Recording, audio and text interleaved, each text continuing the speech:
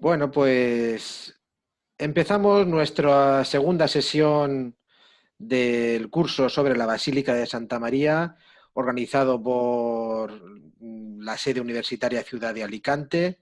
Saludos, Felipe, buenas tardes a todos. Y bueno, pues lo primero que quiero hacer es agradeceros bueno, pues la asistencia a todo el mundo por, bueno, pues esta tarde de sábado estar aquí congregados para hablar de la Basílica de Santa María, pero en este caso de la parte medieval, de la Edad Media. Bueno, pues el curso, como sabéis, tiene 4 sesiones. La semana pasada estábamos hablando de la historia de la construcción desde un punto de vista general, amplio. Bueno, pues empezamos desde las primeras noticias, desde esa mezquita con los hallazgos arqueológicos y llegamos pues prácticamente hasta finales del siglo XVIII con esas últimas reformas que, bueno, pues dan completud a toda la historia y a toda la secuencia constructiva de este edificio tan importante para la ciudad de Alicante, la Basílica de Santa María, que es la historia, la propia historia o el espejo de la propia historia de la ciudad de Alicante. Hoy nos vamos a centrar en su Edad Media, es decir, entendemos por Edad Media aquel periodo que abarca desde la caída del Imperio Romano de Occidente en el siglo V y llega hasta, bueno, algunos dicen que llega hasta la caída del Imperio Romano de Oriente en 1453 y otros pues que llega hasta el descubrimiento de América en 1492. No voy a ser tremendamente riguroso con los lapsos de fechas porque es posible que me extienda un poquitín más del 1492. Me interesa llegar, nada, prácticamente hasta el año 1500. Mirad, la semana pasada ya hablábamos de que, bueno, la Basílica de Santa María era una construcción muy compleja porque, bueno, pues su historia, su construcción o su proceso constructivo, mejor, está revestido de varias secuencias y varias etapas. Veíamos cómo a un edificio que se levanta prácticamente a inicios del siglo XIV o muy finales del siglo XIII, tras la Reconquista, es decir, tras la consagración de la mezquita musulmana al culto cristiano, bueno, pues se hace un nuevo edificio a inicios de finales del siglo XIII o inicio del siglo XIV, edificio que, según la tradición, era el que ha llegado hasta nuestros días. Si bien, bueno, pues las investigaciones y las excavaciones, como la historia es una ciencia que está viva y que, bueno, pues se puede ir, puede modificar y puede añadir, también puede quitar, bueno, pues las excavaciones arqueológicas y las investigaciones, sobre todo aquellas llevadas a cabo por el arquitecto Mario Bevià en los años 80 del siglo XX y bueno, pues las excavaciones y las prospecciones arqueológicas de las fases hechas por Pablo Roser y Margarita Borrego, bueno, pues han dado luz a una nueva propuesta que, bueno, pues señala como punto de inflexión este supuesto incendio de 1484, del cual ya hablamos la semana pasada, pero que hoy volveremos a hablar de ese incendio. Y a partir de ese momento se levanta un nuevo edificio, un edificio cuya construcción va a iniciarse en los años finales del siglo XV y se va a prolongar hasta 1530. Edificio que más o menos llegaría, si veis el cursor, que ocuparía, bueno, pues la nave, las capillas laterales que acompañan a la nave en su recorrido y el testero que sería poligonal con contrafuertes, es decir, traduciéndose esos contrafuertes al exterior.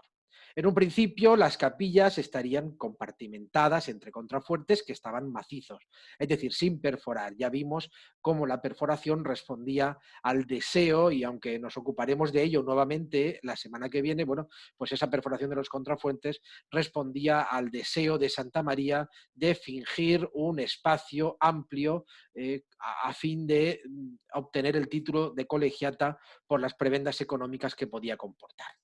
Pues bien, nosotros nos vamos a ocupar de esta primera fase del primer edificio, bueno, mejor dicho, del tercer edificio en ese mismo solar, porque, bueno, pues ya veíamos la semana pasada cómo la mezquita de los musulmanes ocupaba prácticamente el solar de la actual iglesia de Santa María y cómo, bueno, pues prontamente se considera la nueva iglesia hecha por los reyes cristianos, en concreto por el rey Jaime I el Conquistador, se considera ya como iglesia mayor. Veíamos también en la primera clase que, bueno, el rey Jaime, estando en la sesión, en la iglesia de San Nicolás, en una sesión, pues dice que está en la iglesia novella de Defora, lo tenéis aquí, no en la mayor, es decir, se encuentra en la iglesia nueva que queda extramuros, de ahí viene la expresión de Defora, y no en la mayor, que sería la iglesia de Santa María. O sea, fijaos cómo ya desde el inicio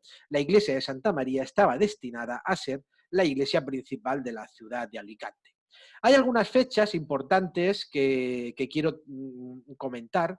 eh, bueno, pues a las fechas que veíamos la semana pasada he añadido algunas otras que, bueno, sí que están ya más en consonancia y en contexto con la etapa de la Edad Media que estoy abordando hoy, ¿no? Es decir, por ejemplo, el 21 de marzo de 1261, el testamento de Doña Guaxa, Doña Guaxa d'Auñón, mujer que fue de ese señor, de Guillén d'Auñón, elige su sepultura en el cementerio de Madonna Santa María de Alacant. Y atención, esta palabra cimenteri hace referencia a que la iglesia tendría su propio cementerio parroquial. Un cementerio parroquial que seguramente estaría en las afueras, en la plaza que se ubicaría en el contorno más inmediato, pero que pronto deja de tener uso. Deja de tener uso porque a medida que se van haciendo las capillas del interior de la iglesia, pues esas capillas también van a tener un uso funerario y se van a poner en ellas sepulturas. En el año 1300, bueno, pues ya estaría iniciada la construcción de ese primer templo, pero segundo edificio en el solar, porque el primer edificio sería la mezquita. En el testamento de Zenrui, del 26 de noviembre del 1300, bueno, pues se dice que este señor también deja una serie de dinero para la obra de Santa María. En el año 1303 ya se estarían levantando las capillas. Supuestamente este primer edificio tendría la consideración de edificio mudéjar, de un gótico mudéjar, un gótico de techumbre plana o techumbre de madera, con una sola nave, con capillas entre contrafuertes, pero no capillas profundas como hoy es la iglesia, sino estaría más próximo a la tipología arquitectónica denominada iglesias o ermitas de Reconquista, que son, bueno, pues un gran salón, un paralelepípedo, un rectángulo, con contrafuertes, digamos, marcando el ritmo, pero también haciendo como pequeñas separaciones para ubicar pequeños altares con pequeñas hornacinas laterales, una cabecera recta o poligonal o semicircular, porque de todo tipo de expedientes se encuentran en estas primeras iglesias del gótico mudéjar. Y esta iglesia pues estaría cubierta seguramente con arcos parabólicos apuntados y tendría, bueno, pues una fachada más o menos discreta con una pequeña portada enmarcando el acceso inmediatamente. Entonces, bueno, pues en 1303 ya se están levantando las capillas interiores porque esos textos indican que esas capillas estaban cubiertas por una pequeña bóveda de crucería, seguramente, y que en la clave de esas bóvedas de crucería estarían dispuestas las armas de la corona de Aragón. La fecha es importante, 1303. En esa fecha, Alicante queda bajo la corona de Aragón. O sea que esto no podría ser antes de 1303 y tiene que ser a partir de 1303 cuando se están levantando esas capillas. Pero bueno, prosigamos porque hay más textos interesantes. Mirad, en 1300, el 26 de noviembre, testamento de Ramón Sacoma. Dice, os traduzco, porque está en el valenciano lemosín, el valenciano medieval, y entonces dice que de sus otros bienes da a la obra de la iglesia de Santa María de Alicante 3.000 sueldos reales de Murcia, de los cuales quiero que sea hecha una bóveda dentro de esa iglesia, cerca de la otra de San Miguel, que aquí se edifica, en la cual dicha bóveda se ha hecho un vaso, es decir, un sepulcro, en que mi cuerpo sea sepultado y hecha dicha bóveda y vaso, si algo sobra de esos 3.000 sueldos, quiero y mando que sea dado a la obra de dicha iglesia, que es a saber, cada año, bueno, pues tantos como continuamente sean después de mi óbito. O sea, fijaos cómo en 1300 ya se está también dando dinero para que por parte de particulares, para que se levante esta construcción. En 1306, fijaos, en el testamento de Simón d'Altet, este texto que queda en el centro, dice, de dicha renta, si alguna cosa sobrara cada año, quiero y mando que sea dado a la obra de la iglesia de Madonna Santa María de Alacant. Fijaos, es decir, que se sigue aportando dinero por parte de particulares. Igual que un año más tarde, Jaime Bernat dice, elijo mi sepultura dentro de la iglesia de la bienaventurada señora Santa María de Alicante, en aquel vaso donde yace la mujer, doña Bienvenida, mujer mía, delante del altar de Santa Catalina, y quiero que sea hecha en lugar conveniente una capilla en que sea edificado el altar de la señora Santa Catalina, a la cual, en la cual capilla pues hay que hacer las claves de la bóveda y dejo a la obra de la señora Santa María de Alicante 100 sueldos. O sea, fijaos, nuevamente hay aportaciones. En 1323, en el testamento de Guillermo de Montserrat, bueno, pues se pide a los herederos que construyan con sus bienes una capilla en la iglesia de Santa María y 7 años más tarde, Berenguer de Puigmoltó pide que se edifique esa capilla bajo la vocación de San Blas y dice, apres el altar, es decir, cerca del altar de Nuestra Señora Santa María, a la mano derecha, entre el altar de Santa María y el de San Pedro.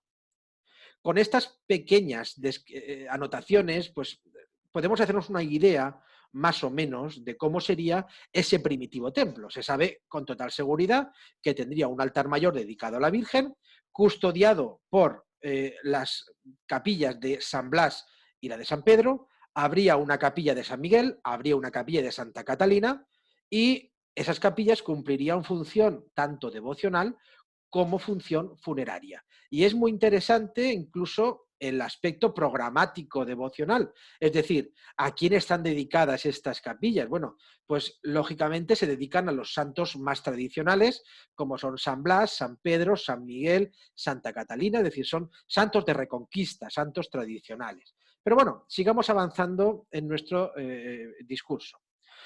Mirad, la iglesia,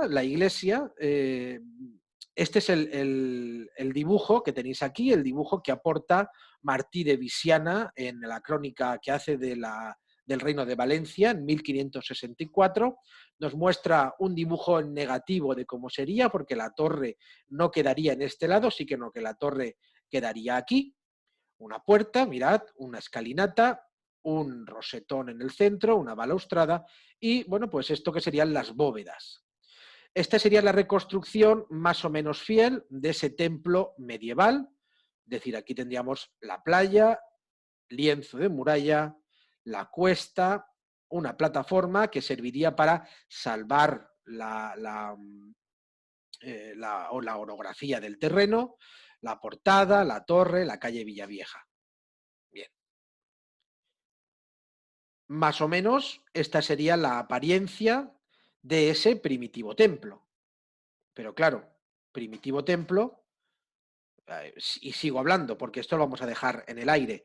Repito que estas cronologías están extraídas de la tradición y la tradición para mí se refiere a el cronista Viravents, el cronista Bendicho, está también Maltés, en fin, incluso Martínez Morellá, porque fijaos, dice Martínez Morellá en el 66 que las trazas fueron impuestas por el rey don Jaime, que se traía los planos de la Escuela de Arquitectura de Morella, con una práctica bastante común. En 1381 continuaba la obra de ese primitivo templo mudéjar, y consta en las actas municipales que una tercera parte de los frutos del granero pues estaba destinada a las obras de San Nicolás y de Santa María que se estaban levantando por estos momentos. Y comenzamos el siglo XV. siglo XV va a ser un siglo determinante, crucial para la historia de la Basílica de Santa María. El Papa Benedicto declara colegial el título de colegial a Alicante y, por tanto, compartido entre las iglesias de Santa María y San Nicolás en el año 1413. Según las investigaciones de Rafael Navarro e Inmaculada Vidal, publicadas en el epígrafe de arte, en la enciclopedia Historia de la provincia de Alicante, estaban trabajando en las obras los maestros Cubells y Rufes. Y además consta que esos maestros no pueden dirigirse, es decir, el dato viene por lo siguiente. No porque se haga referencia a Santa María de manera explícita, sino porque estos dos maestros son requeridos para continuar obra en la iglesia de Santiago de Orihuela y alegan no poder ir porque se están ocupando de las obras de Santa María. O sea, fijaos cómo la historia de Santa María, eh, o mejor dicho, sí, su historia es como obrar un milagro, porque hemos hecho, permitidme la expresión, una tortilla sin huevos. ¿Por qué? Pues porque conocemos la historia de manera parcial por las pequeñas o a veces insignificantes anotaciones o explicaciones que están incluidas en textos, digamos, que tocan la basílica de manera tangencial. Bien, en 1484, como veíamos la semana pasada, bueno, pues sucede el incendio. Un incendio aquí representado, mirad, cómo está la portada actual de la Basílica de Santa María, con su torrecita. Falta la otra torre, que es la que se levanta en el siglo XVIII, pero claro, os decía la semana pasada que este relieve en concreto es un bajo relieve, perdón, sí, medio relieve. Este relieve concreto está en el banco del retablo de la Capilla de la Comunión de la Concatedral de San Nicolás, hecho por Juan Bautista Borja. Y Juan Bautista Borja también es el escultor de la fastuosísima portada principal del siglo XVIII, es decir, hecha como a partir de 1721. Por lo tanto, aquí Juan Bautista Borja, bueno, pues quiso, bueno, pues, no sé, un poco manifestar que él lo había hecho muy bien y quiso ubicar un relieve con su propia portada. Pero no era la portada que el templo tendría. Bien, 1484, como digo, sucede ese incendio que además va acompañado de un milagro eucarístico que es el que está contando bueno, esto es parte del lienzo de Antonio Villanueva, que está en una de las capillas laterales de la iglesia, del lado de la epístola, y se ve como la figura del párroco va a retirar el cofre del sagrario, el cofre de las sagradas formas. Se incendia todo, pero lo único que no se incendia es el cofre de las sagradas formas. Y de ahí el milagro eucarístico. Tengo que decir que, bueno, el milagro eucarístico y el incendio de Santa María ha sido representado en numerosas ocasiones. Aquí veis los famosos azulejos. Uno de ellos estaba hasta recientemente en el claustro de la Concatedral de San Nicolás. Y bueno, pues hoy en concreto, y gracias a la amabilidad y ayuda siempre de mi amigo Alfredo Llopis, bueno, pues me ha apuntado que en Santa María había dos referencias más al incendio. Una es esta, que se conserva en el ático del retablo, de Santa Cita. Aquí veis cómo está la basílica y el cura está salvando el cofre en medio de todas estas llamas. La segunda se encuentra en la portada de acceso a la sacristía, es decir, mirad el relieve, que el relieve es este que tenéis aquí en el entablamento de la portada, una portada preciosa, como veis, pero en el centro de ese relieve veis el cofre con llamas, es decir, otra alusión nueva a ese incendio de 1484. Bien, pero como decía, la historiografía dice una cosa y la ciencia nos está diciendo otra. Aquí hablo de dos propuestas, de las cuales también os había hablado la semana pasada, en la primera clase. La tradición nos cuenta que el edificio que se inicia en 1300 es el mismo que el actual, solo que se le han ido añadiendo cuerpos, modificando espacios, corrigiendo. Sin embargo, las investigaciones dicen otras cosas. Las investigaciones de Marius Bevià y las excavaciones de Pablo Roser y Margarita Borrego, bueno, pues aportan una nueva propuesta, que el edificio primitivo sería la mezquita. Después existiría ese templo cristiano que sería el gótico mudéjar de una sola nave con techumbre plana o de madera y que duraría hasta el año del incendio de 1484 y que a partir de ese momento, de 1484, se levanta un nuevo templo que sí que es el que llega hasta la actualidad y que se acaba en torno a 1530. Y aquí ya vamos a partir de todo esto porque realmente de todo lo anterior a 1484 no tenemos más que esa información dispersa, esa información desgajada, parcial, no tenemos una visión completa porque no hay crónicas tampoco anteriores al siglo XV que hablen de la Basílica de Santa María, de la entonces Iglesia de Santa María. Y bueno, pues las investigaciones de Marius Bevià dieron luz a todo esto, aportaron mucha luz y hasta el punto de tener ya, ahora sí, la secuencia constructiva en base a la observación de unos determinados detalles de los que posteriormente os hablaré. Es decir, ¿por qué Marius Bevià piensa que lo primero que se hace es el ábside? Y que a medida que se hace el ábside, bueno, aquí seguramente habría, mientras que se está levantando el ábside, estarían los restos de la anterior iglesia, del anterior templo del gótico mudéjar, que se irían aprovechando primero como material de derribo y material de construcción, pero también se iría aprovechando ese espacio para albergar el culto mientras se está levantando el nuevo espacio. Y bueno, pues a medida que va creciendo la iglesia, mirad, se le añade un segundo cuerpo y luego se le añaden todos estos más, se le añade el coro y se le añade todo el espacio de la sacristía. Es decir, todo esto es la secuencia constructiva que desde mi punto de vista es plenamente acertada por pequeños detalles que veremos a continuación. Bien, este dibujo de Martí de Visiana ya se ajusta más, aunque como antes os decía, la torre no corresponde a este lado, sino que la torre estaría en este otro lado de aquí. Ya se ajusta más a lo que hubo de haber en su momento. Un gran espacio, mirad, un paralelepípedo, una sola nave, con su torre, con un acceso, con su rosetón, una balaustrada y techumbre a dos aguas que están camuflando la bóveda, la bóveda apuntada, la bóveda ojival del interior. Y fijaos, dice, en la ciudad de Alicante, 1563, hay muchas iglesias y la principal es la fundada bajo el título de Nuestra Señora de la Madre de Dios, templo hermoso y grande. La iglesia principal es la de Santa María, importante. En el año 1642 tenemos las palabras de Vicente Bendicho.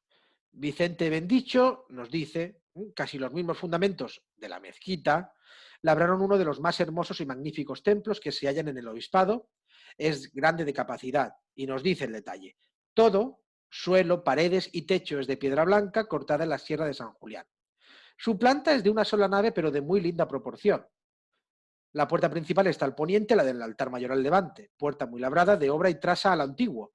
¿Esto qué significa? A lo antiguo, a lo gótico, porque en 1642 es al barroco. Y el barroco para ellos es estilo nuevo. Encima está una imagen de piedra de la Asunción de la Virgen con su dosel de piedra a la manera y traza de aquella que vio San Juan en su Apocalipsis. Aquí confundimos los términos, lo comentábamos también en la sesión pasada, porque no es lo mismo la Asunción de la Virgen que lo que ve San Juan en el Apocalipsis, que es la Inmaculada Concepción. Nos dice, tiene aquí esta iglesia su capilla mayor con capillas laterales, que la una sirve de coro con ventanas hacia el mar, que la hacen muy alegre y que en verano no se sienta el calor. Y la otra, es decir, una es el coro y la otra capilla, es decir, la que queda al lado opuesto del coro, es la de los caballeros Martínez de Vera, señores de Busot. Señores de Busot y añado, marqueses del Bosque y condes de Casas Rojas. No olvidéis, por favor, marqueses del Bosque y condes de Casas Rojas. No olvidéis eso. En el cuerpo de la iglesia hay 6 capillas, por cada uno de los lados. La una ocupa la torre del campanario, que está en la esquina que entra a mediodía y poniente, hecha con singular traza, pues es torre de 5 esquinas, muy levantada y vistosa, y en la otra capilla de la otra esquina que mira poniente y tramontana. El altar mayor era de los mejores, se fabricó después del incendio. El altar mayor era de los mejores, se fabricó después del incendio. ¿Qué plan arquitectónico nos ofrece la iglesia de Santa María? La iglesia de Santa María, como veis, esta es la actual, su nave única, sus capillas entre contrafuertes, su coro, su cabecera poligonal pero enmascarada por el pasillo que comunica con la antesacristía, con la sacristía, con el aula capitular, el pequeño museíto actualmente, el coro, capilla de la Inmaculada, capilla de la Comunión, capilla del bautismo, etcétera. Mirad cuántas cosas hay. Pero no de todo ello nos vamos a ocupar hoy. Hoy solamente nos vamos a ocupar de esto, de lo que sería el templo medieval, es decir, el templo que arranca a partir de 1484 y que, como veis, cuenta con una nave, capillas entre los contrafuertes sin perforar, cabecera poligonal, cubierta por una bóveda de estrellas, de la cual os hablaré un poquito más tarde. Todo el espacio está cubierto por bóvedas de crucería y de contrafuerte a contrafuerte montan arcos fajones que sostienen las bóvedas de crucería. Lo veremos después en una foto. Al exterior, la robustez del conjunto se manifiesta con estos contrafuertes que sirven de sujeción de los muy grandes empujes que tendrían estas importantes bóvedas. Bien, mirad, esta es una fotografía hecha por Antonio Pasport antes de guerra, en donde se ve cuál es el plan arquitectónico. Pues mirad, aunque hay demasiados aditamentos del 16, del 17 y del 18, este es básicamente el plan. El plan es, mirad, arcos apuntados, arcos de ojiva, que dan acceso a las capillas laterales, arcos en donde también vemos, bueno, en los contrafuertes nos ofrecen un orden gigante, porque este orden, esta semicolumna adosada es la que sirve de acceso, mientras que esta semicolumna que está en el contrafuerte es la que sirve de sustento a los arcos fajones, a los arcos formeros, que sujetan la bóveda de crucería. Mirad cómo aquí están los nervios de crucería en estos, vamos, unas bóvedas espléndidas. Y en la zona del altar mayor, la zona del presbiterio, una bóveda de estrella con claves, como veremos a continuación. Una tipología que ya era conocida, es decir, cuando este edificio se levanta a finales del siglo XV, ya se sabía cuál era el plan arquitectónico y ya se conocía, porque esto no se inventa, ni siquiera se inventa en España, esto se inventa en Centro Europa, concretamente se inventa en las llamadas iglesias del predicador, y esto es lo que se denomina una iglesia de Hallenkirchen, o lo que es lo mismo, una iglesia de planta salón. O sea, un gran espacio abovedado que permite, en primer lugar, unas especiales condiciones acústicas y, en segundo lugar, una perfecta congregación de la asamblea y una asamblea numerosa. Es decir, este templo es capaz, es un templo grande. Por lo tanto, la funcionalidad del modelo de esta nave única con capillas entre contrafuertes cubierta por bóveda de crucería ya no precisaría de una mayor justificación para su éxito. Ese modelo centroeuropeo se traslada lógicamente rápido por influencia de las órdenes religiosas, que lo ven como el más óptimo para sus templos, para los templos de sus monasterios y sus conventos.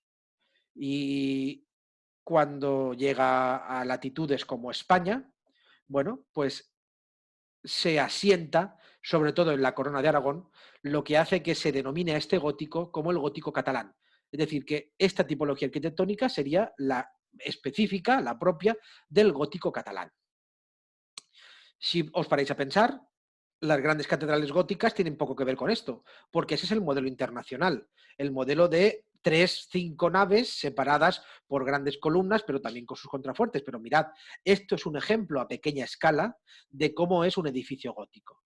Yo siempre digo, cuando hablo de la Basílica de Santa María, que es una gran lección de arquitectura, porque quien quiera conocer el gótico, es más, no solamente un gótico único, sino un gótico que va madurando en el tiempo, tiene que ver Santa María. Y lo veremos a continuación por algunas de las cosas que os quiero decir.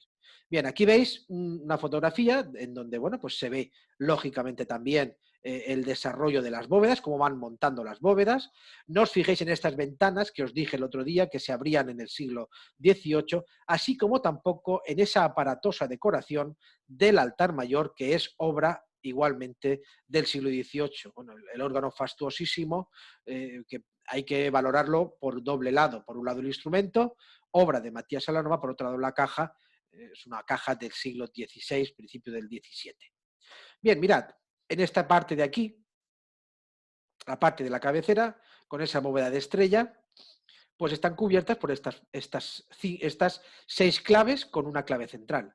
Clave central, aquí la tenéis con un detalle mayor, después creo que las he traído más ampliadas, que podrían ser fechadas entre 1479 y 1492. No antes, porque no se incorporan todavía el yugo y el nudo gordiano, las flechas, es decir, las armas específicas de Fernando y de Isabel. Tampoco se incorpora la granada, con lo cual quiere decirse que esto está hecho antes de la conquista de Granada. Aquí vemos el escudo de Alicante con la torre del Castillo Santa Bárbara y las iniciales de Inmunia, Augusta, Colonia y Julia, y un escudo que hasta ahora no ha podido ser identificado, pero que seguramente haría referencia a los benefactores del altar mayor.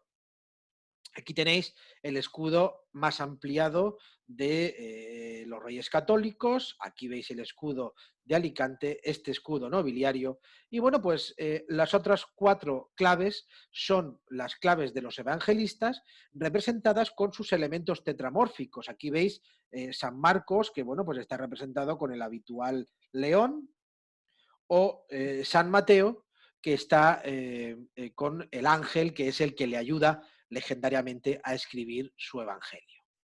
Bien, aquí tenéis una vista de la cubierta, de cómo está configurada la cubierta, con estos grandes tramos de bóvedas de crucería. Mirad las bóvedas de crucería, con una estereotomía perfecta, con un cuidado de la piedra y de trecho en trecho, coincidiendo con los contrafuertes, estos arcos fajones, estos arcos que están sosteniendo los plementos de la bóveda, que son los que impiden que la bóveda se venga abajo y además resultan bueno, pues un gran refuerzo, aparte de una visión mucho más rítmica.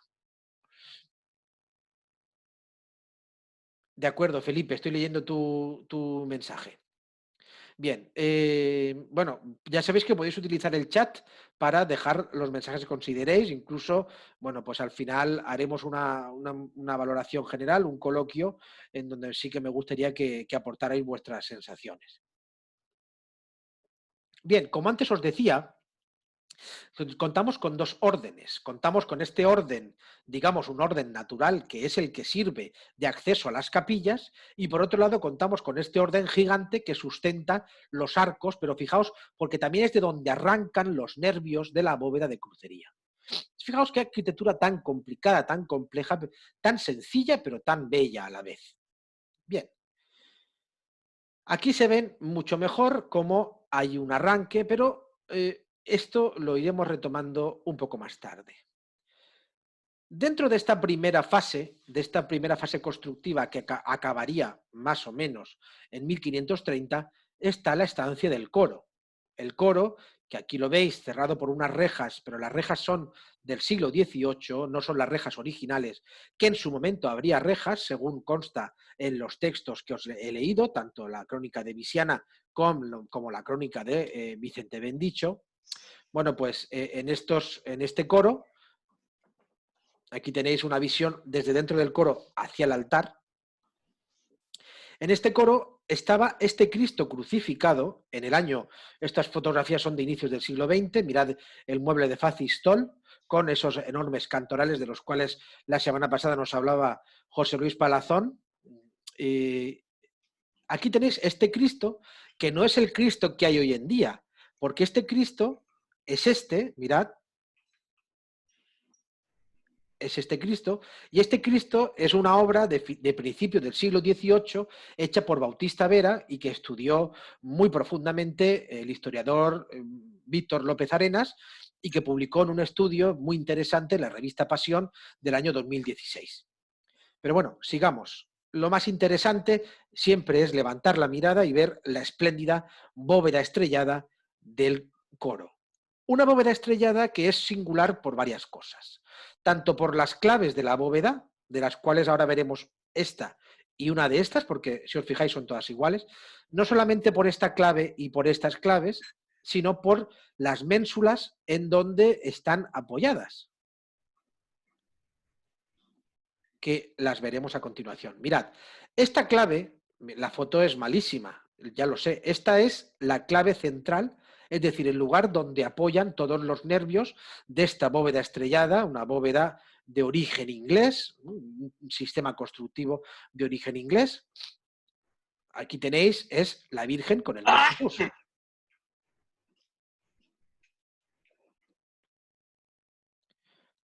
Y aquí tenéis uno de estos florones de una de las claves secundarias, por así decir. Pero como digo, lo más interesante es estas ménsulas en las que apoyan y que algunas de ellas las tenéis aquí, que pertenecen por un lado al repertorio del último gótico y por otro lado al registro ya de ese proto-renacimiento. Mirad, este ángel tan tosco sostiene el escudo de Aragón, hay una concha, motivo típicamente del Renacimiento, hay bestias, un águila, hay más, bueno, más bestias por aquí, un profeta con una filacteria, hojas de cardina, en fin, quizá la más avanzada en el tiempo podría ser esta, porque sí que está reproduciendo modelos ya del siglo XVI. O sea que fijaos cómo el coro se erige en pieza importante, esto nos da idea de la comunidad tan extensa que habría en Santa María. Pues bien, de este templo, o incluso me aventuraría a decir del primitivo templo gótico mudéjar, han llegado poquísimos testimonios materiales a la actualidad.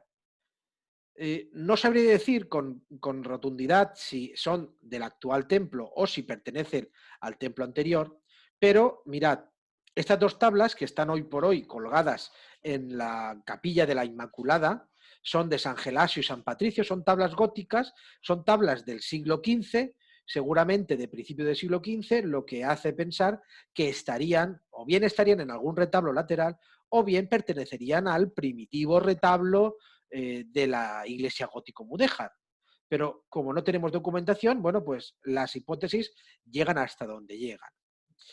Y después tenemos este retablo en piedra, que quizás sería la muestra material más antigua del nuevo templo, es decir, del templo construido a partir del incendio. Es un retablo con un arco polilobulado conopial enmarcado en un alfiz, con unas tracerías góticas de factura exquisita, y es un retablo de lo que se denomina el gótico isabelino o gótico reyes católicos. Es el gótico que está ya introduciendo registros o repertorios decorativos más próximos a lo plateresco, a esa labor menuda, a esa labor pues casi de orfebre, como queda aquí en estas entrecalles. También del siglo XV es este Cristo crucificado que actualmente está en el coro, un Cristo gótico, diríamos que casi de manual, mirad con este paño de pureza, con esta lazada, en fin, un Cristo muy plano, pero una obra muy interesante. Bien, ¿por qué decía antes, entramos casi ya en la parte final de esta sesión, porque os quiero hablar de la datación del ábside y después os quiero dar alguna sorpresa, que a lo mejor la sabéis, pero bueno, siempre que he hablado de la Basílica de Santa María y he contado lo que voy a contar al final de la clase, la gente, bueno, se ha sorprendido muy gratamente. Bien, el ábside, mirad, hay 3 indicadores que dicen que el ábside es la primera parte que se hizo. Por un lado, tenemos que el estudio de las fábricas desde el exterior muestra cómo el templo se ha edificado por tramos que coinciden con las bóvedas. Es decir, se construye el primer cuerpo, se dejan los sillares de espera en el lado izquierdo, según se ve desde el exterior, porque se ve, se ve perfectamente. Se va construyendo, bueno, pues ese primer cuerpo ábside. Después, en 1417 está estos dos maestros de los que antes hablaba, Caubés y Rufels, trabajando aquí. Y luego, os quiero hablar del registro decorativo que se usa en las basas y en las columnas más próximas al ábside, que es diferente al registro que se utiliza en los otros tramos. Y os pongo un ejemplo. Bueno, mirad, esto es, por lo tanto, la parte más antigua, edificatoriamente hablando, sería la parte de la cabecera, y la parte más moderna sería a medida que nos acercamos a los pies, a la puerta. Además, hay rasgos que nos indican que se trata de una obra de finales del siglo XV o inicios del siglo XVI.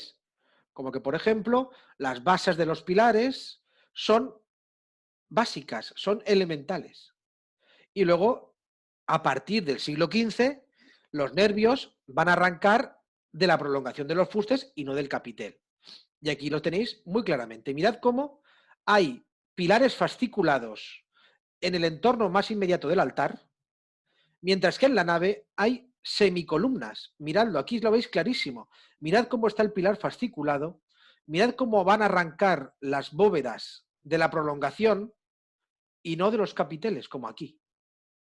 Y luego mirad también cómo las basas de estos pilares fasciculados con estas columnillas son de tipo poligonal más complejo, mientras que estas basas son mucho más simples. Es por ello por lo que, ante un análisis formal del exterior, pero también del interior, no es descabellado decir que la primera parte en construirse fue la cabecera. No ocurrió así en la iglesia de San Nicolás. A ver si en algún otro momento os puedo hablar de ello. Anda, y es que esto se ha superpuesto. Bueno, la última parte, aquí pone Rodrigo de Osona, Valencia, 1440-1518. Y a esto me voy a centrar en estos últimos minutos de la sesión. ¿Quién es Rodrigo de Osona? Pues Rodrigo de Osona es el introductor del Renacimiento en el Reino de Valencia junto con Paolo de San Leocadio. Rodrigo de Osona es el fundador de un importante taller de pintura con su otro hijo Rodrigo, con su hijo Francisco, con su nieto Jerónimo. Y, ojo, vinculado a la iglesia de Santa María de Alicante. Siempre dije, y la semana pasada lo recordé, que la iglesia de Santa María se asociaba a los grandes nombres de la historia del arte. Y es que Rodrigo de Osona es uno de los grandes nombres de la historia del arte. Mirad, ¿dónde vamos a ubicar a este Rodrigo de Osona? Muy fácil, en el altar mayor. Rodrigo de Osona es el que hizo el retablo que había en el altar mayor antes de la reforma del siglo XVIII. Fijaos lo que dice Bendicho. Dice, el altar mayor de esta iglesia es al uso antiguo. Estamos hablando del barroco y nos diría que al uso antiguo es el gótico, pero sin encarecimientos, de los mejores y de mejor hechura y pintura. Está en él toda la vida de Nuestra Señora y sus misterios. Labróse por los vecinos de la ciudad más ricos, pagando cada uno su cuadro en que puso el escudo de sus armas. Y en particular tiene una imagen de la Virgen Santísima muy grandiosa, la cual pide la proporción y lo grandísimo del retablo, y es singularmente hermosa. Y esto es curiosísimo, porque el cronista Vicente Bendicho era deán de San Nicolás, deán de la Colegiata de San Nicolás. Alaba muy poco a la iglesia de Santa María en su texto, y para alabarla poco, la descripción que da de su altar es inmejorable. Dice, de los mejores y de los mejor hechura y pintura. Esto ya nos estaba hablando de que el altar mayor primitivo del actual templo, es decir, del altar que hubo hasta 1750, era el no va más. Fijaos, su hermano Jaime Bendicho, en una fecha no conocida, pero sí que sabemos que es del siglo XVII, ya aquí nos aporta quién paga la Virgen, ¿no? Dice don Juan Frank. Otros caballeros costearon la fábrica de ese altar, y las armas de la familia Roch estaban en el retablo del altar mayor. Pues bien, vamos a ver qué ha pasado con este altar mayor. Es un retablo supuestamente iniciado tras el incendio de 1484, desmontado en 1750 por el alicantino José Terol, porque se había aprobado en Junta Parroquial la reforma del presbiterio, la remodelación, que es lo que vemos actualmente. Elías Tormo dice que se venden las 14 tablas que formaban parte de ese retablo, que están en posesión del Marqués del Bosch. Pues Marqués del Bosch, os dije, acordaos antes, porque Bendicho en su crónica decía que era el que había pagado el altar mayor. O sea que el linaje del Marqués del Bosch estaba íntimamente vinculado al altar mayor, que son los Martínez de Vera. Están en su posesión hasta 1923, salen de España, o sea que los venden, se subastan en Londres y al menos 6 tablas son adquiridas por el Museo del Prado en 1941. Las más significativas del retablo, serían estas dos. Mirad, estas dos obras actualmente en el Museo del Prado en depósito formaban parte del retablo de la iglesia de Santa María. Y son, como veis, el nacimiento y la adoración de los magos, la Epifanía. Dos obras tardogóticos protorrenacentistas exquisitas, hechas por Rodrigo de Osona y fechadas en torno al año 1500. Obras que recupera el Museo del Prado en 1941. Lástima que esto no esté en Alicante. Sigo, porque la sorpresa no es esta, la sorpresa viene ahora. Por lo tanto, vamos a imaginar por un momento cómo sería el retablo.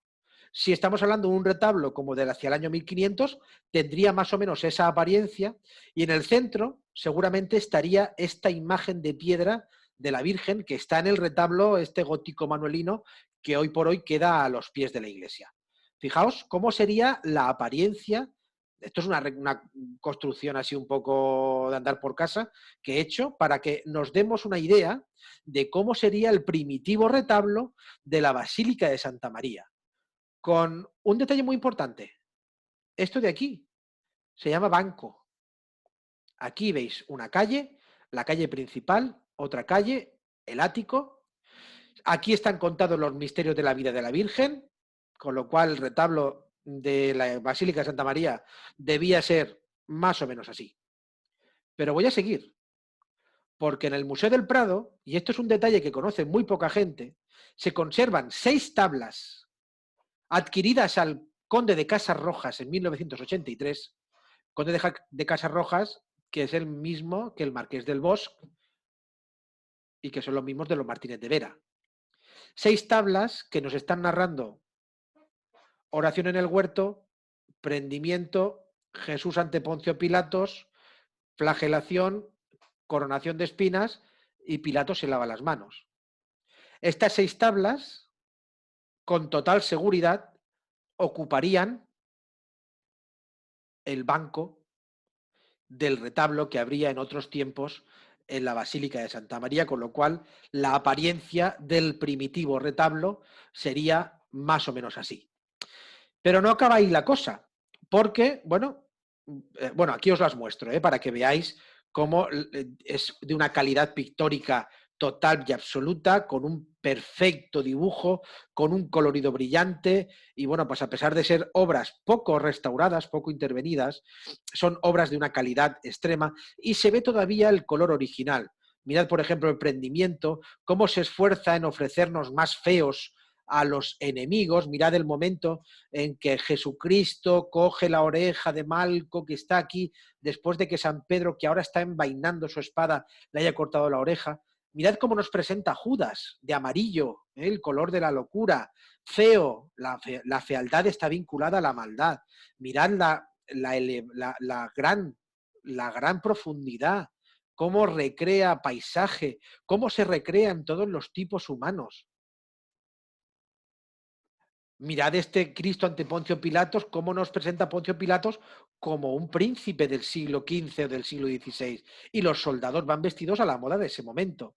Y mirad, por eso decía que esta obra es un tránsito entre la parte gótica y la parte del Renacimiento, porque aquí tenemos un arco de medio punto, tenemos una sensación de profundidad, tenemos una perspectiva, tenemos unas líneas que nos están diciendo un punto de fuga. Eso no lo veíamos en el gótico. en el gótico más puro, sino que a medida que va avanzando el siglo XV ya se empiezan a ver, gracias a la acción de los primitivos italianos y de los primitivos flamencos, se empieza a ver esos conatos de perspectiva. Mirad cómo en el pavimento se reflejan esas estrellas de 8 puntas que nos están marcando la perspectiva, por otra parte, una columna clásica, pero que sostiene un arco apuntado. No olvidaos de este pavimento, que después lo volveremos a ver. Mirad la coronación de espinas, lo mismo, un gran dibujo, una gran técnica, una gran pericia. Y bueno, pues por último, Pilatos, cómo se está lavando las manos después de que la figura de Jesucristo ha sido sometida a la coronación de espinas, a la flagelación. O sea, fijaos el retablo, voy a volver hacia atrás. Fijaos el magnífico retablo que tendríamos en la Basílica de Santa María. No estoy diciendo que lo que hay ahora no sea bueno, al contrario, es un montaje espectacular, es un gran dispositivo barroco, pero se perdió esto, y bueno, pues en parte las 6 tablas de la predela, es decir, las 6 tablas del banco, están en el Museo del Prado, y la tabla del nacimiento de Cristo y la tabla de la Anunciación, que serían estas dos de aquí, que pertenecerían al retablo, bueno, pues también se conservan. Bien, y dicho esto, bueno, pues, ¿por qué hemos hablado de Rodrigo de Osona? Pues mirad, es que está documentado en Alicante. Rodrigo de Osona vive en Alicante en 1477 y consta porque se les está reclamando una deuda de 130 libras. Un año más tarde, para el castillo, para el castillo de Santa Bárbara, pinta el retablo de Santa Bárbara y además paga la deuda del año anterior. No solamente paga las 130 libras, sino que paga 150. O sea que ahí ya le cobraron intereses. Poco después se le documenta trabajando para Orihuela y en 1495 para Gijona. Y quiero haceros dos, con esto ya acabo, quiero haceros dos menciones. Os agradezco vuestra paciencia. En el año 1640, la crónica de Bendicho dice: en una de las capillas de esta iglesia, a la parte de la epístola, que hoy es de don Julián Escorcia, cuyo altar es de los dos Juanes. Quedados con esta referencia. Y por último, Hernández Guardiola le atribuyó la tabla de la crucifixión, que está en el Museo de Bellas Artes, en el MUBAG. La tabla de la crucifixión es esta, que veis aquí. Es también una obra soberbia, que pertenece a los fondos de la Diputación Provincial. Y aquí tenéis el texto, lo que hace referencia es lo que os he leído. Ese texto, mirad el pavimento con la estrella de 8 puntas, mirad cómo es la pintura de de Rodrigo de Osona, que está representando a los santos Juanes, y que nos muestra a un gran maestro que fue totalmente realista. Y os pongo un pequeño guiño, un pequeño ejemplo. Mirad el dedo del pie de este San Juan Bautista, que lo tiene dedo martillo, y que seguramente tendría la persona a la que retrata para hacer este San Juan. O sea que no se escondió, es decir, no tapó el defecto, sino que para demostrar su verdadera maestría, quiso que el retratado fuera tal cual, tal cual. Y aquí, bueno, pues aquí tenéis un primer plano de los dos, de San Juan Evangelista, que lo tenéis aquí mucho más joven, y San Juan Bautista, que lo tenéis aquí. Ambas fotografías son de Alfredo Llopis, a quien agradezco toda su ayuda. Y bueno, pues en teoría, este retablo que veíamos en piedra, acogería en un principio la tabla con los santos Juanes hecha por Rodrigo de Osona. Bien, pues por mi parte es todo lo que quería contaros sobre la Edad Media en la Basílica de Santa María. Espero haberos sorprendido con algún dato, con algún detalle que desconocierais, porque, bueno, pues el caso de los Osona en esta Basílica de Santa María es interesante, es importante, y bueno, pues sobre todo el caso de ese magnífico retablo mayor que se desmonta, como os he dicho, en 1750, un proceso de desmontaje que está perfectamente documentado, pero que bueno, pues hizo que perdiéramos una parte muy, muy fundamental de nuestro patrimonio mueble de tiempos medievales. Así es que ahora, bueno, pues os toca a vosotros. Si queréis intervenir, pues os cedo la palabra. Por aquí hay mensajes. Pilar nos dice que es muy interesante. Yo os agradezco a todos que, bueno, pues os hayáis conectado esta tarde en la segunda de las sesiones de este curso que organiza la sede universitaria de Ciudad de Alicante. Bueno, pues también agradezco a su director, a Jorge Olcina, que hiciera esta propuesta y que, bueno, pues para mí resulta completamente gratificante porque me ayuda a seguir trabajando, porque muchas de las cosas que he dicho, tanto hoy como la semana pasada, pues son cosas que he ido investigando para montar este curso, para, bueno, pues dotar de contenido a todo ello. Y bueno, pues si alguien desea intervenir, pues estoy a vuestra disposición. Me dice, Eva Santapau dice, las tablas del retablo que no están expuestas, pertenecen a los fondos. Si tenéis algún, podéis activar vuestros micros, ¿eh? Podéis, si habláis, se activan los micros. Sí, el PPT lo colgaré en academia.edu y bueno, pues también os digo que el vídeo estará en YouTube, bueno, pues si no esta noche, a más tardar mañana.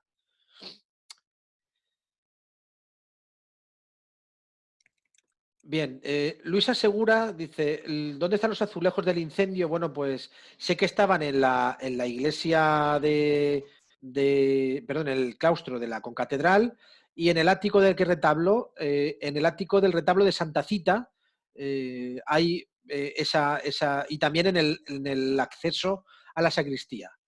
José Luis Palazón nos dice, respecto al blasón sin identificar, ¿hay alguna hipótesis?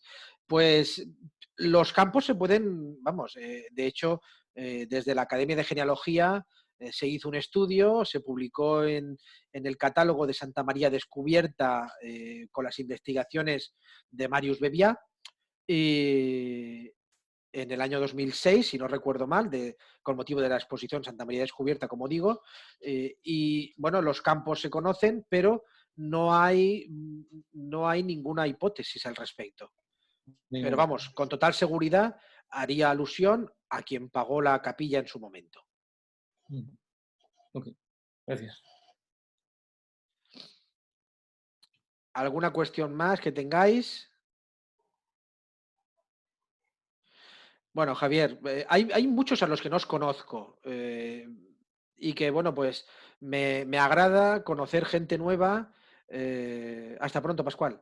Me agrada conocer gente nueva, gente que está interesada en el patrimonio y me agrada transmitiros mi pasión por el patrimonio de la ciudad de Alicante. Ahí tenéis, bueno, pues mi correo electrónico por si queréis escribirme, mi perfil de academia.edu también en donde voy colgando textos. Es cierto que el retablo estuvo originalmente en la Capilla de la Inmaculada. No me consta el dato, Fernando. Podría ser, pero no me consta el dato. Puedo intentar averiguarlo.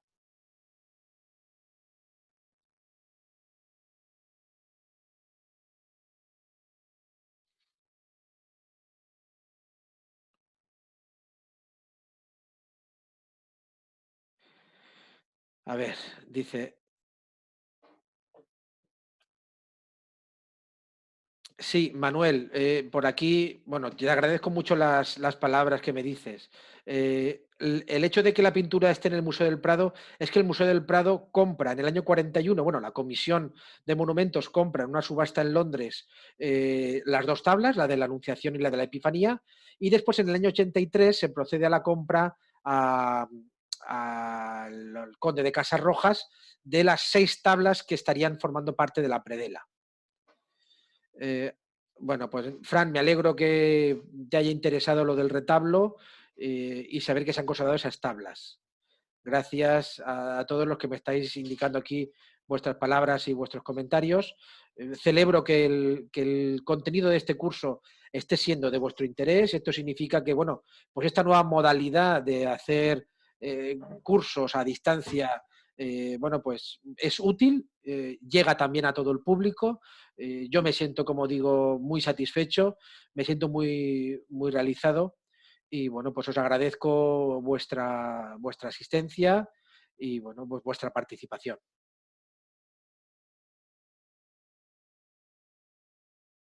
Gracias.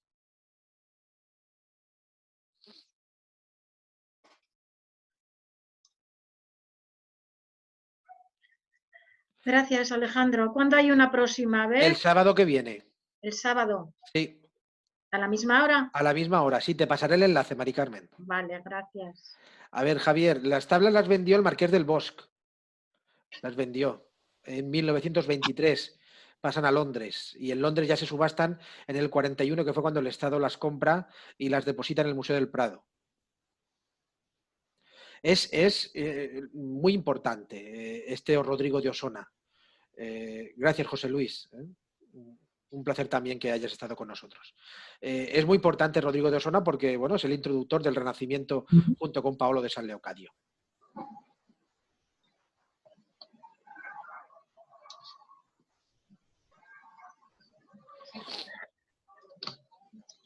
¿Conocíais la existencia de las tablas de la predela, de esas 6 tablas que os he puesto con motivos de la pasión? Supongo que Alfredo Llopis sí que lo conocería.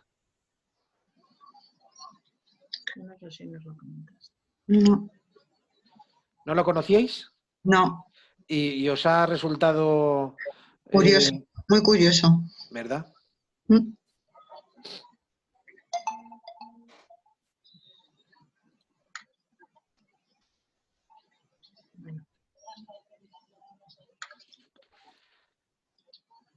Alfredo, ¿nos quieres contar algo? Espérate que te activo el audio. Sí. Ahora.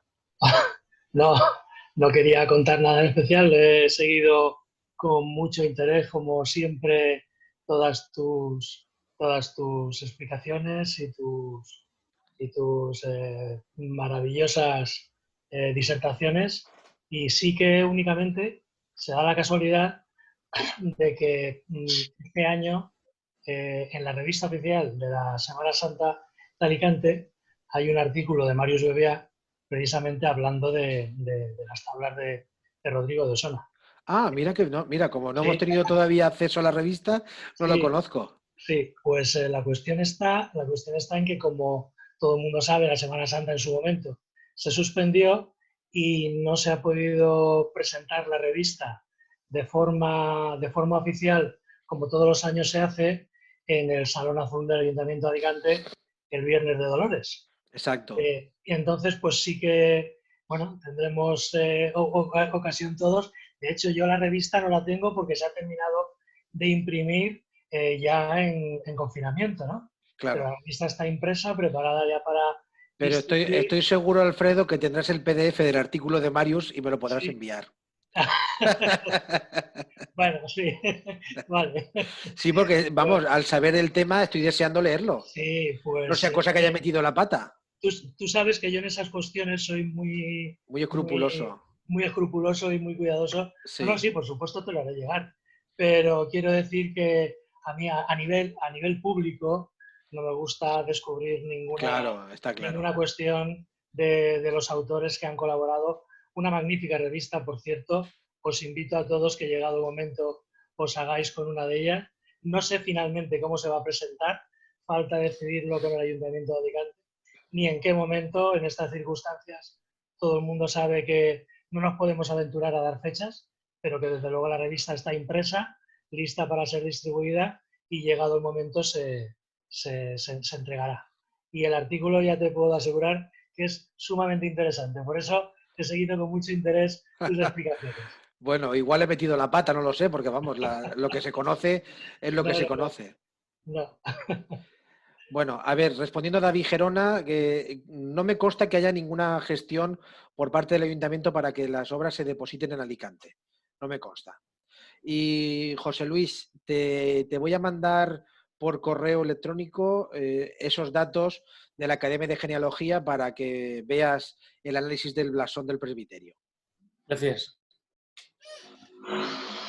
Bueno, pues si no tenéis ningún comentario más, desconectamos nuestra sesión y bueno, pues os veo la semana próxima a la misma hora. Os pasaré nuevamente el enlace para que lo tengáis el sábado.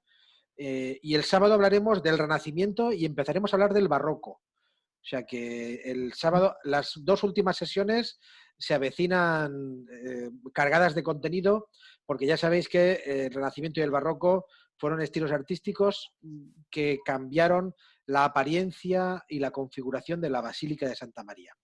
O sea que os espero en la próxima sesión, sábado a la misma hora, no en el mismo canal, en el canal de YouTube, Fernando, en mi canal de YouTube. Es decir, si pones, si en YouTube pones Basílica de Santa María, te va a llevar a un vídeo que será el de la sesión de la semana pasada y te lleva directamente a mi canal.